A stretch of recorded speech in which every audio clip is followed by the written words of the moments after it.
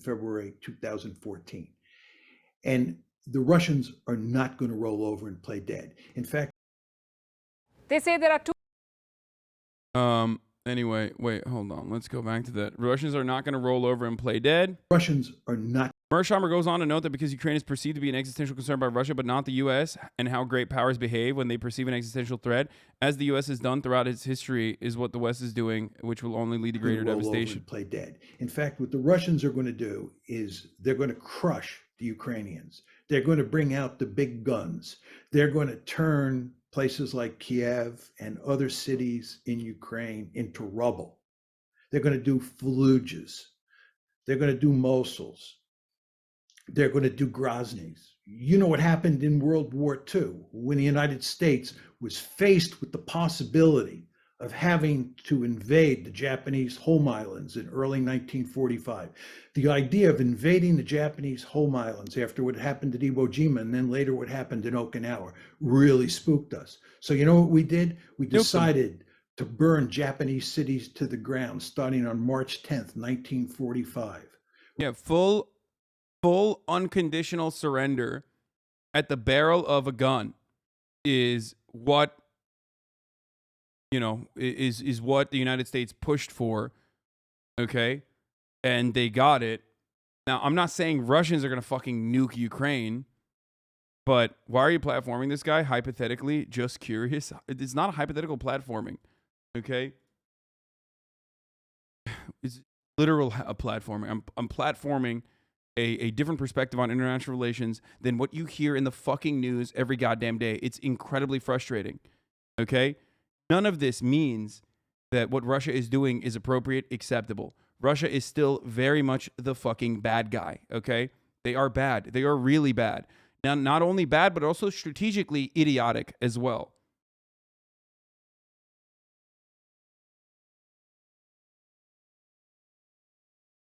We killed more people the first night we firebombed Tokyo than we killed at either Hiroshima or Nagasaki.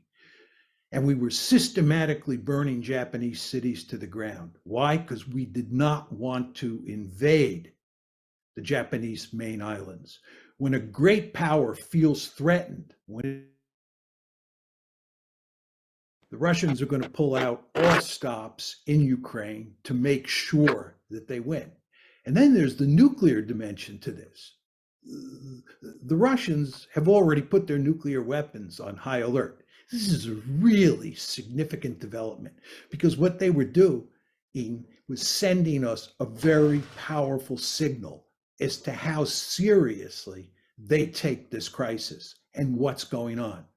So again, if we start winning and the Russians start losing, you want to understand that what we're talking about doing here is backing a nuclear-armed great power that sees what's happening as an existential threat into a corner. This is really dangerous. Go back to the Cuban Missile Crisis. I don't think that what happened in the Cuban Missile Crisis was as threatening to us as this situation is to the Russians. But if you go back and look at how American decision makers thought at the time, they were scared stiff. The Soviet missiles in Cuba was an existential threat. And which, by the way, famously came as a consequence of NATO missiles, NATO missile bases in Turkey pointed to USSR. So just remember that. They were willing, many of Kennedy's advisors, to use our nuclear arsenal against the Soviet Union. That's how serious great powers get when they think they face existential threats. So in my opinion, we are in a very dangerous situation. I think the likelihood of nuclear war is very small, but the likelihood doesn't have to be high for me to be really scared because of the consequences associated with nuclear use. So we better be extremely careful here regarding what we do in terms of pushing the Russians into the corner. But again, I'm not sure that's going to happen, because I think what's going to happen here is that in a competition between us and the Russians will win. Now you're saying to yourself, why is he saying that? I think that if you think about this, You want to think about who has the greater resolve, right? Who really cares more about this situation, the Russians or the Americans? The Americans do not care that much about Ukraine. The Americans have made it clear they are not even willing to fight and die for Ukraine. So it's not that important to us. For the Russians, they have made it clear it's an existential threat. That's the difference, is that like Ukraine and what happens in Ukraine is unimportant to America because of its proximity. It might be a little bit more important to Europe because of its proximity. Eastern European nations becoming destabilized and having like a gigantic 44 million person country. 44 million populated country becoming like a destabilized fucking paramilitary backed, perhaps even balkanized fucking grouping of different states is terrifying. And for the record, like, victory in this situation for Russians is still like, it's still a loss. It's still a fucking loss. It's a gigantic loss. They're losing a fuckload of tanks. They're losing a fuckload of equipment. Their morale is dog shit. They're having a hard time resupplying. They still have more brutality in their arsenal, in their repertoire that they haven't brought out yet. Okay? And that's only been done, obviously, because of Kissinger, Muslov, Mersheimer, Apologia. He doesn't give a shit about Ukrainians or Latin Americans because great power realism, kind of the opposite of a socialist. Yeah, I mean, he doesn't give a shit about any of this. I understand that. He personally just does not want America involved in these affairs. Isn't Mersheimer's argument that the U.S. should actively allow, even encourage Russia to brutalize Ukraine if that helps U.S. great power politics, aka imperialism and fighting China? That is part of it, yes. A lot of these people consider China to be the main enemy. That's what it is. Donald Trump has a similar, I can't believe I'm saying this, but Trump's advisors had a similar attitude. And that's why you hear Tucker Carlson and others as well that feel that way, that reflect this attitude in their coverage. That's why they always say, give up on fucking this Russian bullshit. We need Russia as an ally. We need Russia destabilized, or rather, we need Russia on our side against China. Except, so the two competing thoughts are, on the liberal side, you have people who are saying China is the enemy, but we need to destabilize Russia by using Afghanistan, Ukraine as Afghanistan against Russia, because Russia is going to side with China regardless. On the conservative side of international relations, they believe you should allow Russia to do whatever the fuck it wants for the most part, okay, and not involve ourselves in their affairs because we need them as allies against China. Both of these ideas still, of course, revolve around, China being the main hegemonic power, because both of these guys are Americans and believe that it's, not the worst thing that America is the main hegemonic power. Okay?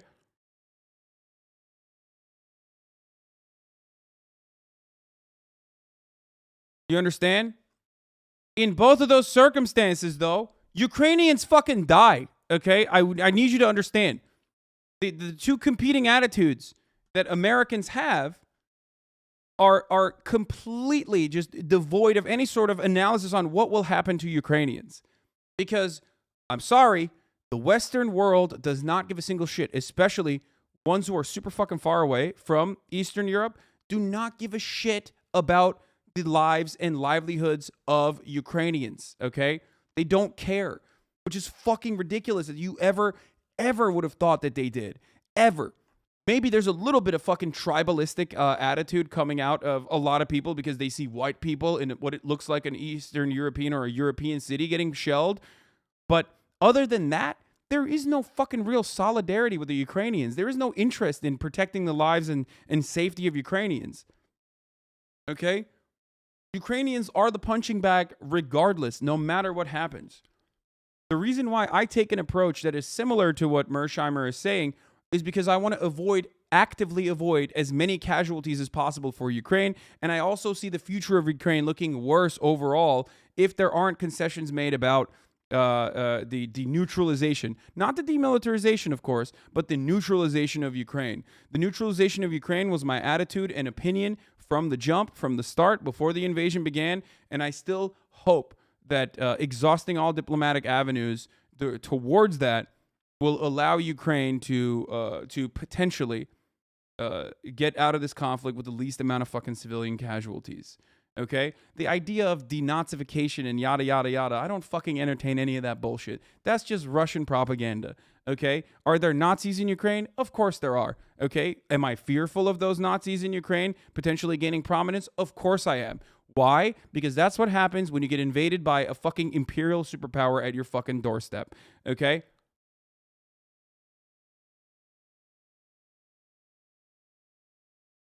Neutral with one side bombing you? Yeah, no, that's, I mean, how do you think war ends?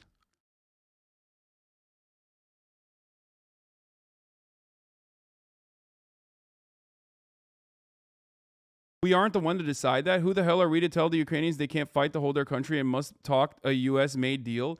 Dude, I think this is really fucked up that you present this attitude as though there is like some kind of Ukrainian sovereignty here at play. You are a very cynical NATO simp, and it's quite disgusting. Okay?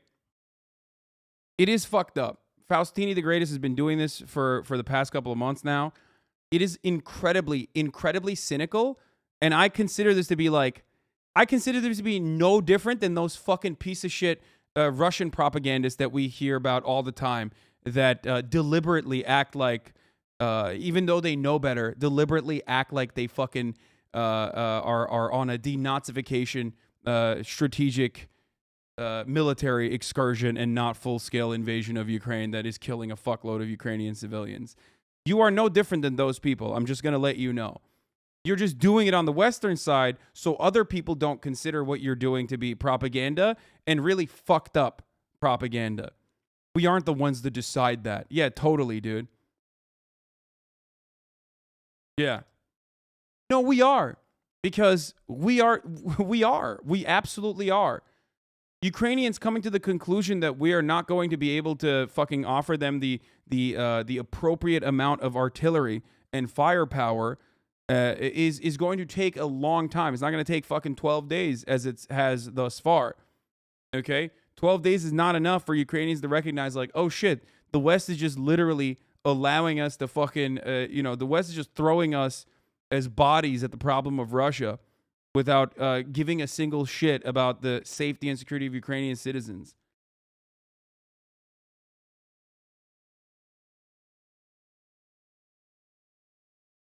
We've been pretty much with the Ukrainians about what we will and won't do the entire time. You say we've been pretty much honest with the Ukrainians, right? Yeah, I know. Except, So what is the thing then? Do you think that like Ukraine is going to be able to full blown militarily purge Russia out of its borders? Is that what you're saying is going on right now?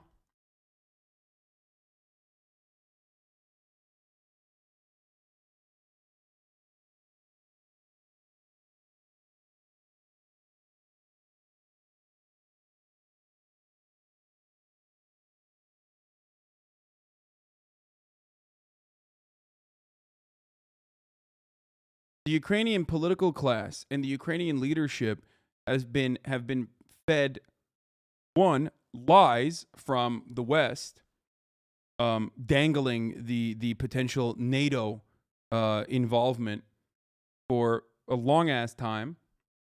Okay.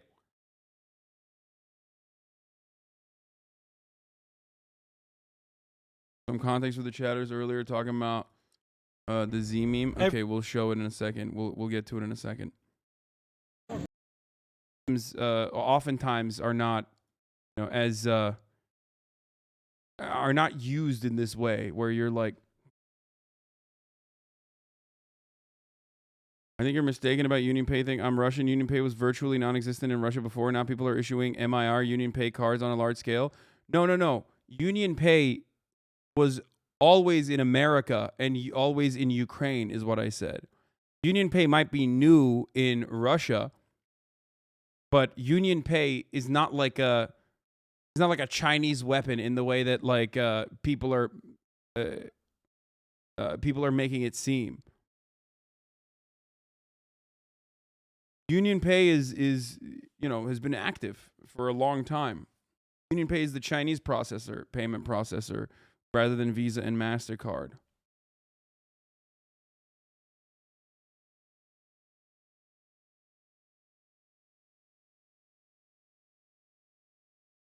Yes, surely they won't use it that way. Not like America does. I mean, they might. They might.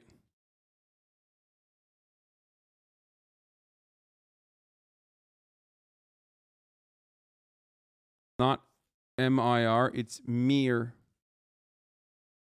China isn't going to tolerate this forever. Where do you think East Asia Russian economic refugees are going to flow, especially if there is wheat disruptions? They are going to Chinese coastal cities.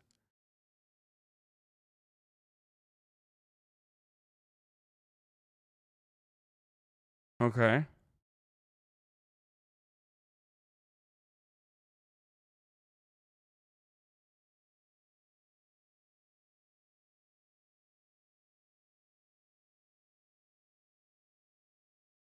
Bro, I've never seen a UnionPay card in Ukraine ever.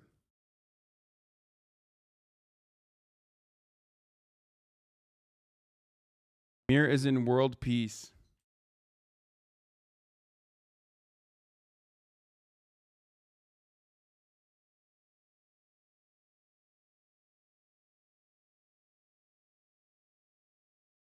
In 2020, UnionPay card went from 0% over the past 3 months. UnionPay card acceptance rate in Ukraine has grown from 0 to 60%, making it much easier for UnionPay cardholders to make payments or withdraw cash in the country. This results from the new partnership between UnionPay International and Privat Bank, the largest commercial bank in Ukraine, which now enables all merchants and ATM terminals in its network to accept UnionPay.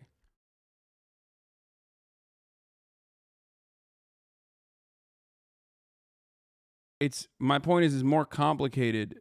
My point is that it is more complicated than the way that people present it.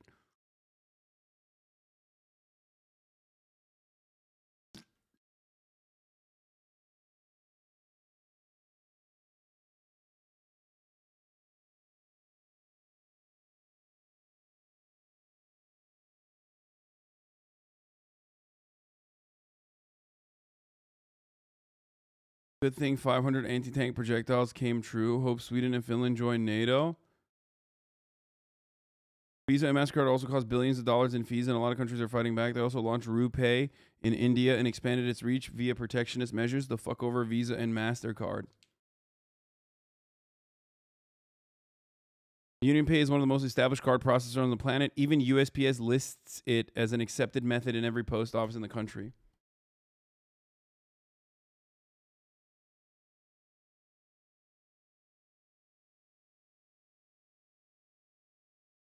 Okay, we finished the merch.